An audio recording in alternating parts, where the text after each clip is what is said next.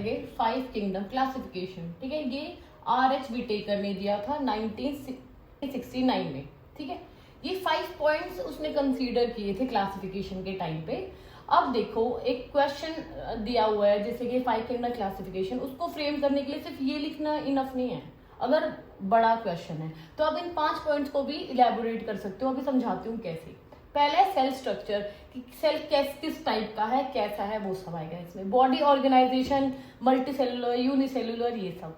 Mode of nutrition, mode of nutrition क्या हो सकते हैं, ऑटोट्रॉफ हो सकते हैं, हेटरोट्रॉफ हो सकते हैं, सेप्रोफाइट्स एंड ऑल। ठीक है, मोड ऑफ रिप्रोडक्शन, सेक्सुअल है या एसेक्सुअल है, वो इसमें आएगा।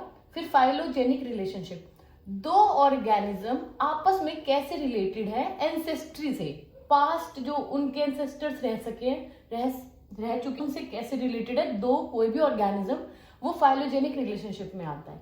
अब क्लासिफिकेशन देख लेते हैं।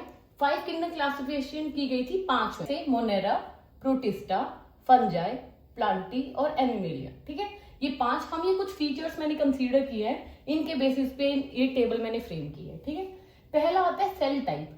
प्रोकैरियोट्स होते हैं ये। प्रोकैरियोट सबको पता है कि जो न्यूक्लियस है उसकी कोई मेम्ब्रेन नहीं है, तो वो ये जो सेल है इसके अंदर ऐसे स्कैटर्ड पड़ा हुआ है। ठीक है, यूकैरियोट्स वो होते हैं जिनका जो सेल है उसकी न्यूक्लियस की मेम्ब्रेन जो है वो वेल डिफाइंड है। मोनेरा हमारा प्रोकैरियोट्स है, बाकी हमारे चारों यूकैरियोट्स हैं। ठीक है, सेल वॉल। अब जो सेल है, सेल सबको पता है ना प्लाज्मा मेम्ब्रेन होती है, उसके बाहर भी एक प्रोटेक्टिव लेयर होती है, उसे हम सेल वॉल कहते हैं। ठीक है, तो मोनेरा में पेप्टाइडोग्लाइकन की होती है, प्रोटिस्टा में प्रेजेंट होती है सेलुलोज और सिलिका की, और कुछ में प्रेजेंट होती है, इन सब में नहीं होती, सेलुलोज और सिलिका। फंजाई में प्रेजेंट होती है काइटिन की, प्लांटी में होती है सेलुलोज, और एनिमल्स में तो होती ही नहीं है। ठीक है, हमारे अंदर कोई सेल वॉल नहीं है। फिर थर्ड फीचर है हमारा ऑर्गेनाइजेशन। बॉडी ऑर्गेनाइजेशन कैसी है, यूनिसेलुलर, सिंगल सेल से बना है। इसमें मोस्टली यूनिसेलुलर है पर कुछ मल्टी सेलुलर भी है। फंजाई में मोस्टली मल्टी सेलुलर है पर एक स्टार मार्क किया है मैंने ईस्ट का, ईस्ट हमारा यूनिसेलुलर है। प्लांटी हमारा मल्टी सेलुलर है और एनिमेलिया भी हमारा मल्टी सेलुलर है। फिर आता है mode of nutrition. Mode of nutrition में जो हमारा मोनेरा है उसमें ऑटोट्रॉफिक है, वो मतलब फोटोसिंथेसिस और कीमोसिंथेसिस दोनों से अपना खाना बना लेता है, और साथ में हेटरोट्रॉफिक भी है। प्रोटिस्टा हमारा ऑटोट्रॉफ और हेटरोट्रॉफ दोनों है। फंजाई हमारा हेटरोट्रॉफ है, वो भी कौन से टाइप का, सेप्रोफिटिक और पैरासिटिक। ठीक है, फिर आता है प्लांटी। प्लांटी हमारा ऑटोट्रॉफ है, सबको पता पेड़ पौधे अपना खाना खुद ही बना लेते हैं। एनिमेलिया हमारा हेटरोट्रॉफ है, वो डिपेंडेंट है दूसरों पे खाने के लिए। फिर आता है रिप्रोडक्शन।